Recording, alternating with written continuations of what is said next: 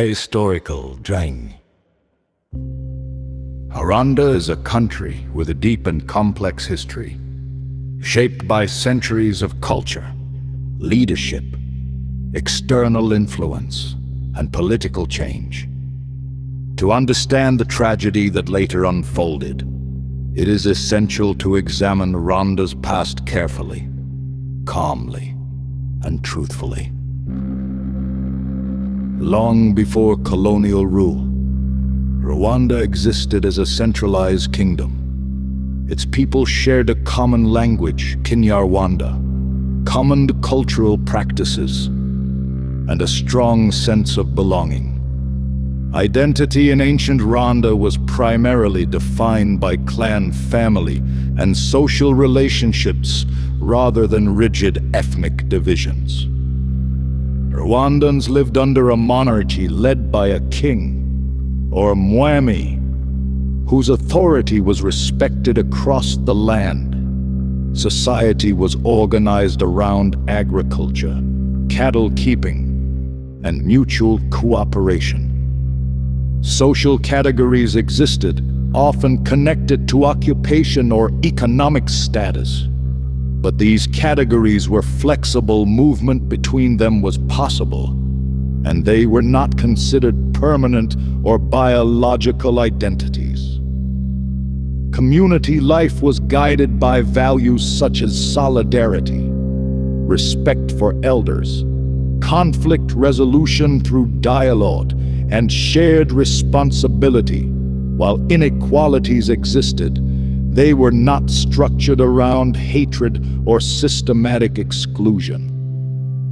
The impact of colonial rule. The arrival of European colonial powers at the end of the 19th century marked a turning point in Rwanda's history. Colonial administrators introduced new systems of governance that deeply altered social structures. They applied racial theories common in Europe at the time and attempted to classify Rwandans into fixed categories. These colonial policies transformed previously flexible social identities into rigid classifications. Identity documents were introduced, reinforcing divisions that had not previously defined people's worth or rights. Power structures were reshaped to favor certain groups, creating resentment, fear, and long-term tension.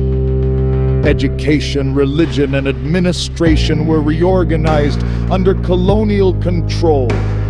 The colonial system emphasized difference rather than unity, gradually embedding division into institutions and daily life. Transition toward independence. As Rwanda moved toward independence in the mid-20th century, political competition intensified. The legacy of colonial division deeply influenced emerging political movements. Instead of promoting national unity, political discourse increasingly relied on identity-based narratives. Periods of violence, displacement, and instability occurred. Many Rwandans were forced to flee their homes, creating refugee populations both inside and outside the country. These experiences left deep scars and unresolved grievances.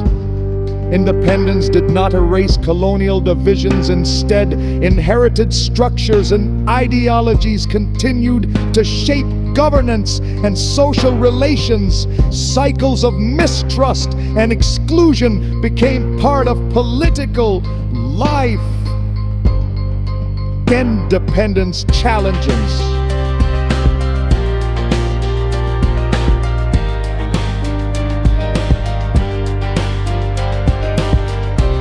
In the decades following independence, Rwanda struggled with recurring instability, changes in leadership, economic hardship, and regional tensions contributed insecurity.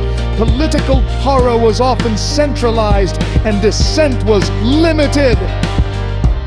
During this time, Propaganda and discriminatory rhetoric began to appear more frequently in public discourse, media outlets, and political messaging sometimes reinforced harmful stereotypes and fear-based narratives. Social divisions deepened as economic pressures increased. Ordinary citizens bore the burden of political decisions beyond their control.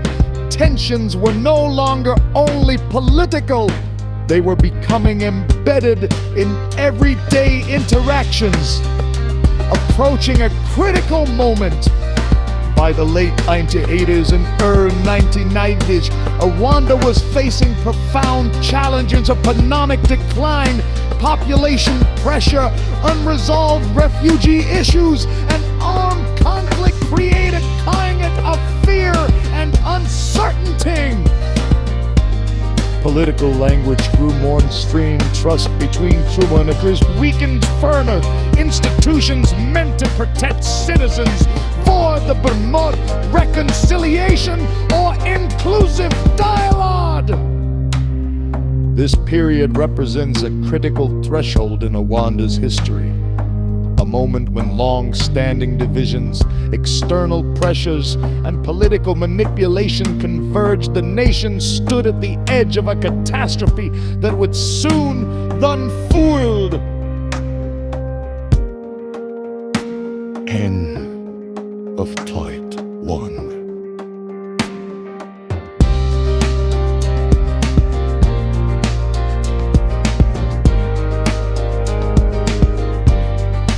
This first part of Rwanda's historical battle ends here. On the eve of the genocide, it is a moment of tension, uncertainty, and mourning. Understanding this history is essential not to assign blame, but to learn how division, when left unchallenged, can lead to devastating consequences.